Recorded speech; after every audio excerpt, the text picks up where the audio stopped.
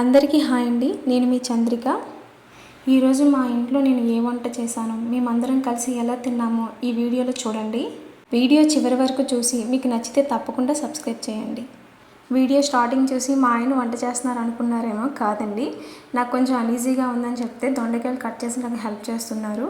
తాలింపులో నురగలా ఉంది, అదేంటో అనుకోకండి. అది నువ్వుల నూనె అండి. గానుగాడించి మా అత్తయ్య గారు పంపించారు.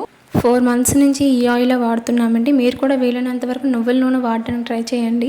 రిఫైన్డ్ ఆయిల్స్ తగ్గించండి. లేదు మాకు దొరకదు అనుకుంటే ఆల్టర్నేట్గా రిఫైన్డ్ ఆయిల్స్ వాడడానికి ట్రై చేయండి. అంటే ఒకే రకమైనది కాకుండా గ్రౌండ్నట్ ఆయిల్ కానీ, సన్ఫ్లవర్ ఆయిల్ కానీ, లేదంటే రైస్ బ్రాన్ ఆయిల్ కానీ 1 monthకి ఒకసారి మారుస్తూ ఉండడానికి ట్రై చేయండి.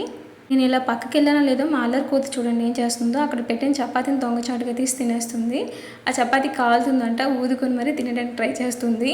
నేను మ్యాక్సిమం పాపకి చపాతీ పెట్టడానికి ట్రై చేయనండి. ఎందుకంటే వాళ్ళు ఒకేసారి నోట్లో పెట్టుకొని తినడానికి ట్రై చేస్తారు. కానీ వాళ్ళ చిన్ని నోట్లో ఆ ముద్ద అనేది అడ్డుగా ఉండి ఊపిరి తీసుకోవడానికి చాలాసార్లు ఇబ్బంది పడుతూ ఉంటారు.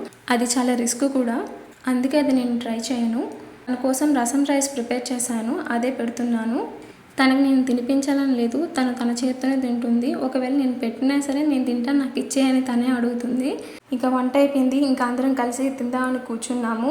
మీరు వీడియో అనగానే స్పెషల్ అని చెప్పేసి దొండకాయ వండుకొని తింటున్నారేంటి అని అనుకుంటున్నారు కదా.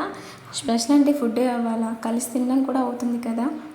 ఆయన రోజంతా వర్క్షాప్లో అలసిపోయి వస్తారు. నేను కూడా ఇంట్లో పనులు చేయడం, పాపను చూసుకోవడంతో రోజంతా బిజీగా ఉన్నా. ఇలా రాత్రిపూట అందరం కలిసి కూర్చొని తినే ఈ కొన్ని నిమిషాలు నాకు చాలా సంతోషాన్ని ఇస్తాయి. అలా అందరం కలిసి తినడం, అలా నచ్చిన సీరియల్ టీవీలో చూడడం. మీరు సీరియల్ చూస్తారని అనుకుంటున్నారేమో, మేము చూస్తాం, మా ఆయన కూడా చూస్తారు. గుండు నిండా గుడిగంటల సీరియల్ మా ఫేవరెట్ సీరియల్. అసలు చాలా బాగుంటాయి. అసలు అందులో కామెడీ కానీ, ఒక సస్పెన్స్ బ్రేక్ అవ్వడం కానీ అంతా కూడా చాలా చాలా బాగుంటుంది. మేమైతే బాలు గారికి మంచి ఫ్యాన్స్ కూడా.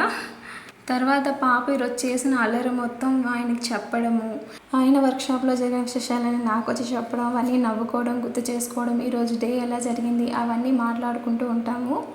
ఇప్పుడున్న ఈ బిజీ లైఫ్లో ఇలా కలిసి తినడానికి అనేది అస్సలు అవ్వట్లేదు. కానీ ఒకసారైనా ప్రయత్నం చేయడానికి ట్రై చేయండి. ఇలా కలిసి తినడంలో ఉన్న హ్యాపీనెస్ అనేది చాలా అంటే చాలా బాగుంటుంది.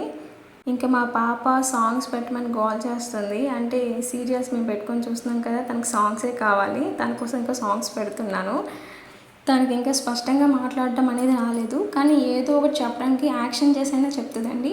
దాన్ని బట్టి నాకు అర్థమైపోతుంది. ఎందుకంటే రోజంతా నాతోనే ఉంటుంది కాబట్టి తనకి ఏం కావాలన్నా కూడా నాకు తెలిసిపోతుంది. ఇంకా తినేసాక అలా బయటికి వెళ్ళి తనని కాసేపు ఆడిస్తాము. ఎందుకంటే తినేది బాగా డైజెస్ట్ అవుతుంది కాబట్టి. ఇంకా ఆడుతూ ఆడుతూ అలసిపోయి నైట్ అంతా ప్రశాంతంగా బజ్జుంటారు. తనతో పాటు మాకు కూడా వాకింగ్ చేసినట్లు అయిపోతుందండి. ఇంకా వాళ్ళు బయట ఆడుకునేలోగా నేను ఇల్లు మొత్తం క్లీన్ చేసుకుంటాను. పిల్లలు తిన్నాక ఇల్లంతా ఎలా అవుతుందో మరి చెప్పవసరం లేదు. మొత్తం జల్లేస్తారు, అదంతా తుడుచుకునేసరికి నాకు సరిపోతుంది. ఇంకా పాప మధ్యరాత్రిలో వాటర్ అడుగుతుందండి, దానికోసం వేడి నీళ్ళు ప్రిపేర్ చేస్తున్నాను. అండ్ అలాగే మా కోసం బాదం, సన్ఫ్లవర్ అండ్ పంకిన్ సీడ్స్ నానబెడుతున్నాను. ఇంతేనండి మా నైట్ రొటీన్. మేము రోజు ఇలానే తింటాం.